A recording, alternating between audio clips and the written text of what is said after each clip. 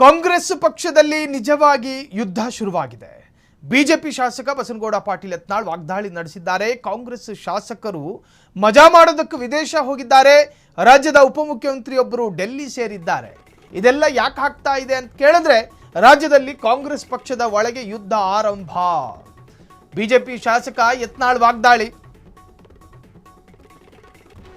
ಕಾಂಗ್ರೆಸ್ ಶಾಸಕರು ಮಜಾ ಮಾಡೋದಕ್ಕೆ ವಿದೇಶ ಹೋಗಿದ್ದಾರೆ. ರಾಜ್ಯದ ಉಪಮುಖ್ಯಮಂತ್ರಿ ಡಿಕೆ ಶಿವಕುಮಾರ್ ಅವರು ದೇಶದ ರಾಜಧಾನಿ ದೆಹಲಿ ಸೇರಿದ್ದಾರೆ. ಕಾಂಗ್ರೆಸ್ ಪತನದ ಆರಂಭ ಶುರುವಾಗಿದೆ ಅಂತ ಹೇಳಿ ಯತ್ನಾಳ್ ವ್ಯಾಖ್ಯಾನ ಮಾಡಿದ್ರು. ಕಾಂಗ್ರೆಸ್ ಅಂತ್ಯದ ಆರಂಭ ಶುರುವಾಗಿದೆ ಎಂದ ಬಸನಗೌಡ ಪಾಟೀಲ್ ಯತ್ನಾಳ್. ಕಾಂಗ್ರೆಸ್ನಲ್ಲಿ ನಿಜವಾದ ಯುದ್ಧ ಈಗ ಶುರುವಾಗಿದೆ. ಬಿಜೆಪಿ ಶಾಸಕ ಬಸನಗೌಡ ಪಾಟೀಲ್ ಯತ್ನಾಳ್ ಹೊತ್ತಿ ಉರಿಯುತ್ತಿರುವ ಗುಡಿಸಲ ಎದುರುಗಡೆ ನಿಂತ್ಕೊಂಡು ಬೀಡಿ ಸೇದ್ದಂಗಾಯ್ತು. ಕಾಂಗ್ರೆಸ್ ಪಕ್ಷದಲ್ಲಿ ಈಗಾಗಲೇ ಸಿಎಂ ಜಟಾಪಟಿ, ಸಿಎಂ ಸ್ಥಾನದ ಜಟಾಪಟಿ ಶುರುವಾಗಿದೆ. ಪವರ್ ಶೇರಿಂಗ್ ವಿಚಾರ ನಿಗಿ ಅಂತ ಇದೆ ರಾಜ್ಯದಲ್ಲಿ.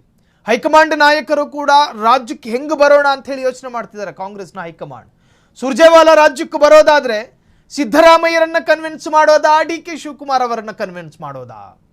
ಸಿದ್ದರಾಮಯ್ಯರ ನಿವಾಸದಲ್ಲಿ ಹೋಗ್ಬಿಟ್ಟು ತಿಂಡಿ ಮಾಡೋದಾ, ಸದಾಶಿವನಗರದಲ್ಲಿ ಹೋಗಿ ತಿಂಡಿ ಮಾಡೋದಾ? ಯಾರಿಗೆ ಸಲಹೆ ಕೊಡೋದು, ಯಾರ ಸಲಹೆಯನ್ನು ಪಡೆಯೋದು?